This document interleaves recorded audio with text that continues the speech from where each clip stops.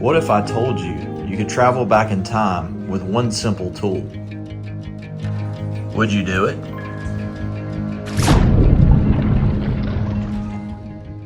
Check it out, guys. Right there, I can see it's embossed. Can't tell if it's whole yet. We're gonna find out together. Looks like it's whole. Now what's it gonna be?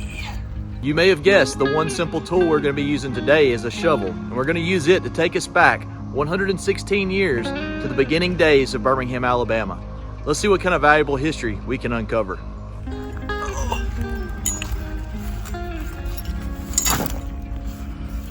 Look at you. Oh, got a Gregory & Co. it looks like. Yep, the clear,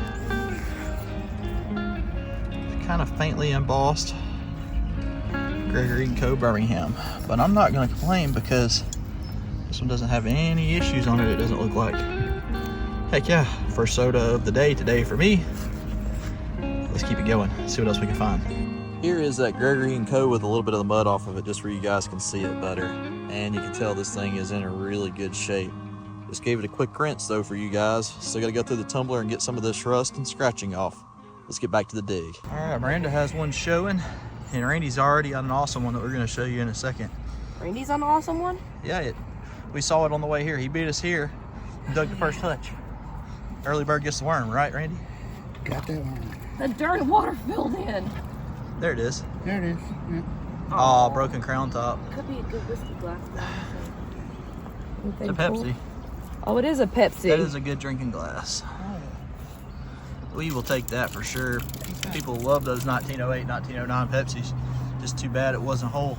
Yep, it's perfect for a drinking glass. See right there, Pepsi Cola Birmingham. So this is what the early bird gets. Iron City Bottling Company, Birmingham, Alabama. Randy, what do you think about that? First one. First one. We've never dug one on the channel. Tristan's found one in the creek this year already. So this will be the second one that we found after not ever finding them, ever. So I guess when you get on them, you get on them. There are multiple styles of this bottle right here. Some of them have a 1, some of them have a 2 on the bottom, some of them are circle slug, some of them are not. The variations can be as simple as it saying Ala instead of Alabama. But that's a cool bottle, very nice, and one you guys have never seen before. That's cool, man. Congrats, Randy. That's not a jar. She's got something down there. She thinks it's a hutch. I think an elephant. I'm gonna say a chemical bottle. We'll find out. Looks kind of big in diameter is the only reason that I'm leaning towards it not being a hutch. But I've been wrong before.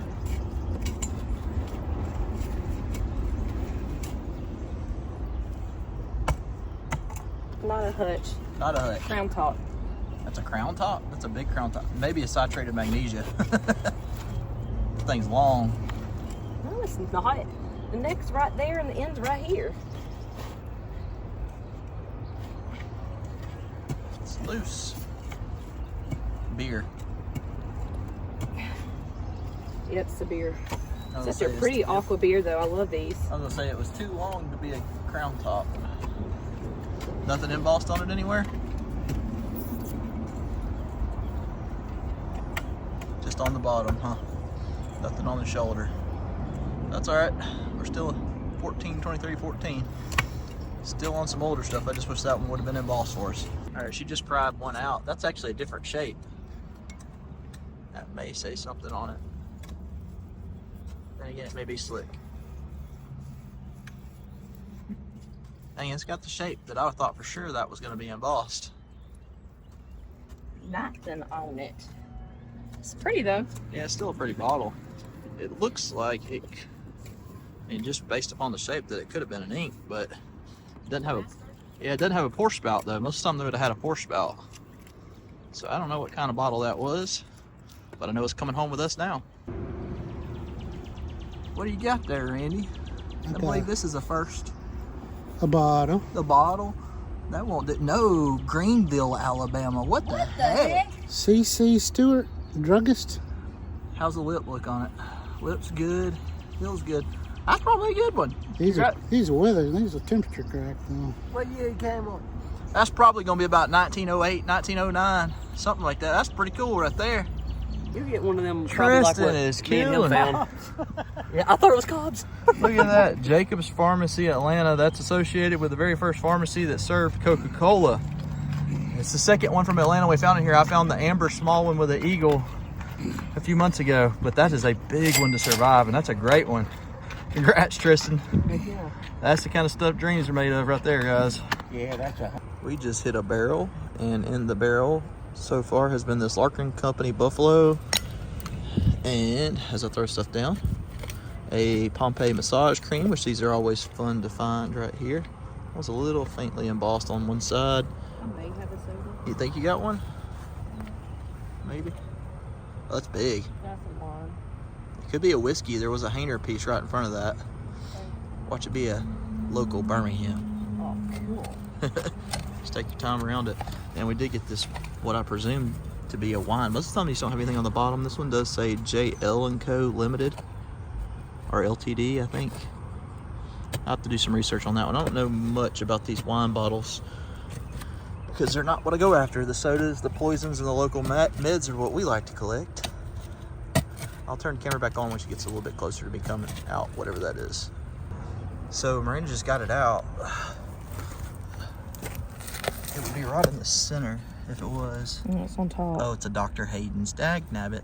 They're still pretty bottles. I was hoping for one of those bottles like Tristan got.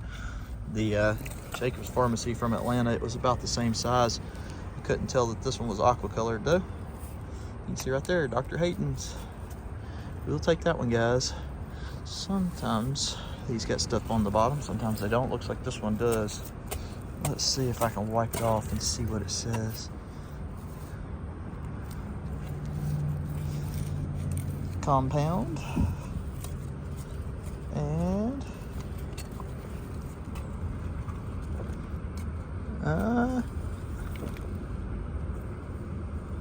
viburnum compound. That's different. Huh. That's okay. We'll take it. Here's that Dr. Hayden's with the mud rinsed off. As you can see, it still has some rust staining, but I wanted you guys to be able to take a look at how beautiful and aqua colored this bottle is without the mud on it. And you can see on the bottom where it says that viburnums, and then right there, compound. So viburnums compound. Another beautiful little bottle, and we'll absolutely take it. Let's get back to the dig. She just pulled apart. Oh, it's moving too easy, I can tell. Maybe it's whole. Think so? No, it's not. Oh, dang, what is that? I don't know. Oh. Citrated magnesia. They're common bottles, but that one's the prettier styled one that would have had it. Still might can make a drinking glass. That's what I was saying. That's all right. Alrighty, guys, right here in the sidewall. Looks like a soda, maybe. Oh golly. Is it in there? Yeah, it's in there. I'm going to have to dig on it for just a second. It may just be a cream jar, but it sure looks like one. Let's find out. Take a look, guys. That other bottle that I found just a second ago actually ended up being like a large 10-pin style. That's a Walker's grape juice. You don't see anything except for on the bottom, but it looks like I've got a soda right here. It's going to be the more traditional Crown Top. Oh, that's something different. Oh, really? Yeah. Cool. What is it?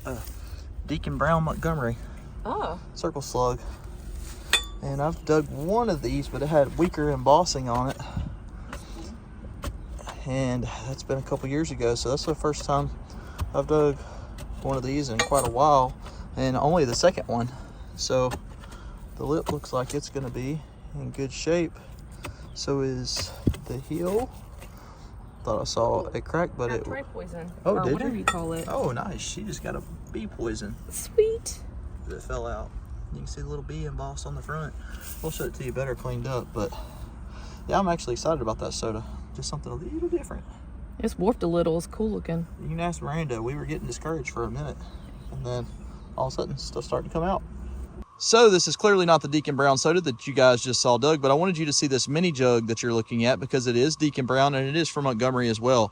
I traded the other Deacon Brown bottle off because I'm not a Montgomery collector, so it went to somebody else who will enjoy it more than I will.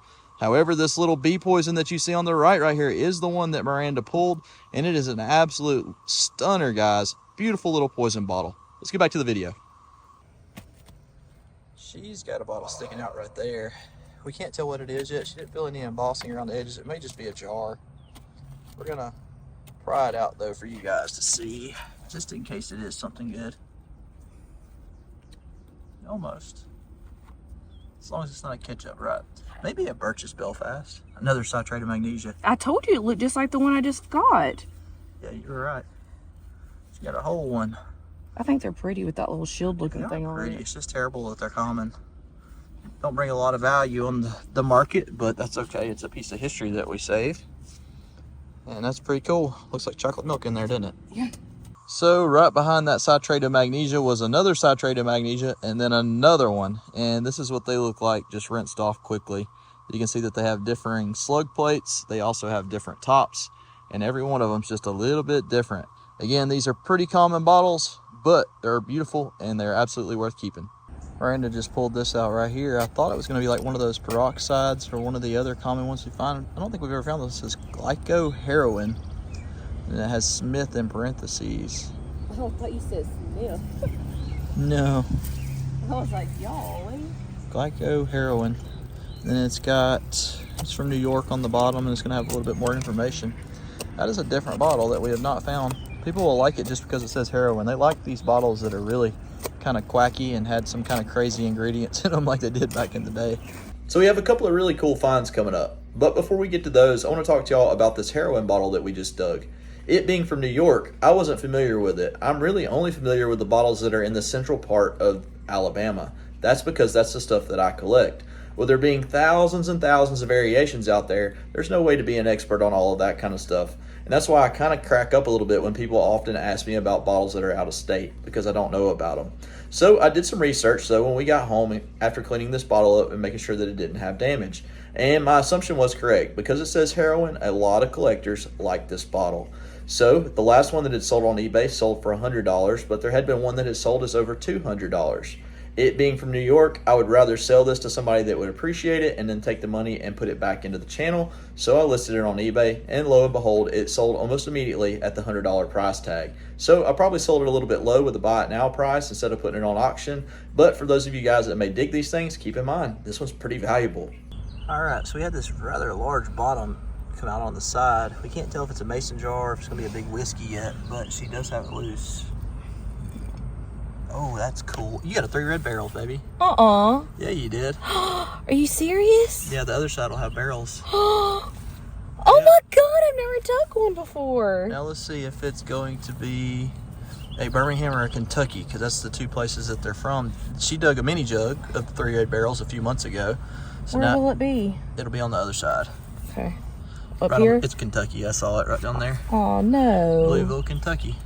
Man. That's still cool though. We don't have one of the Kentuckys in our collection, so now we do. Oh, do you have a Birmingham? I've got a Birmingham, so that's one we Okay. don't have. That made it worth it. That is so cool. I've never dug one before. Yeah, I'll clean it off in just a second and show it to you guys. That's a pretty cool bottle without a doubt. Dad dug 2 a few months ago in here, but this is only the 3rd one, and we've moved a lot of dirt since then, so that tells you they're pretty few and far between.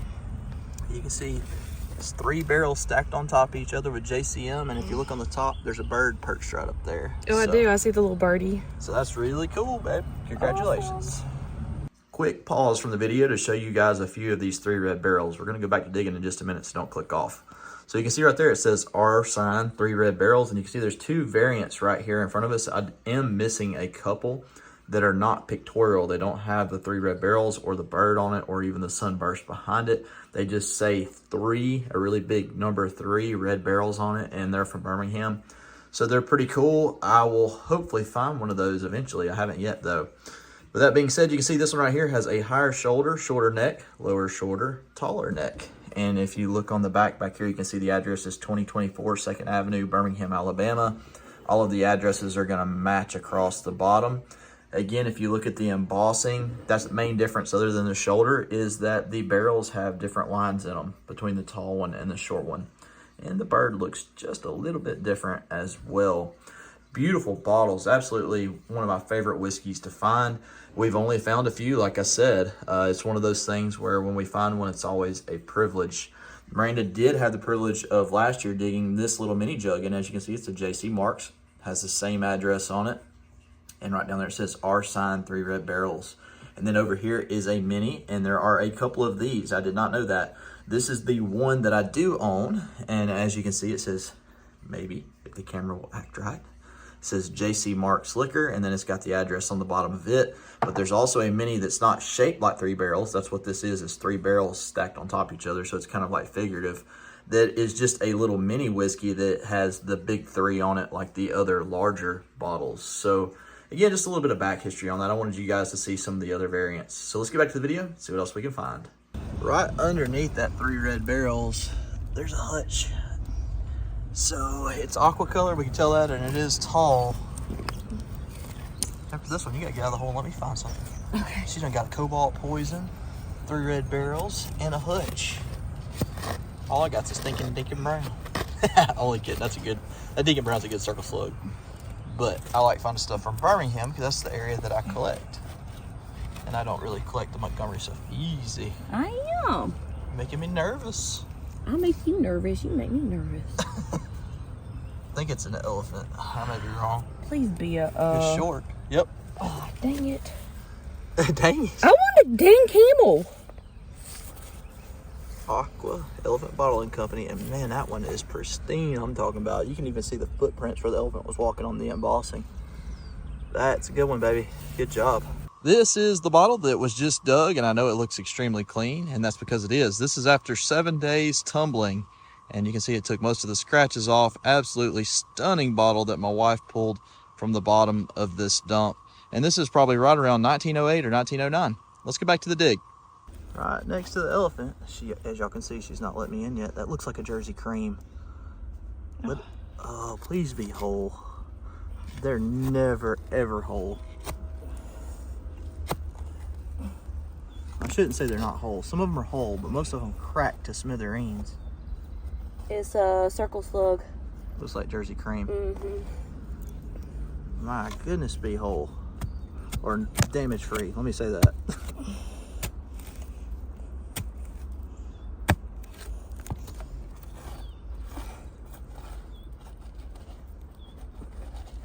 Hey, let me get this out. It's in the wedge of that hard rust stuff. For the neck side. Get the neck side out first. I'm gonna just loosen it. I don't think you are.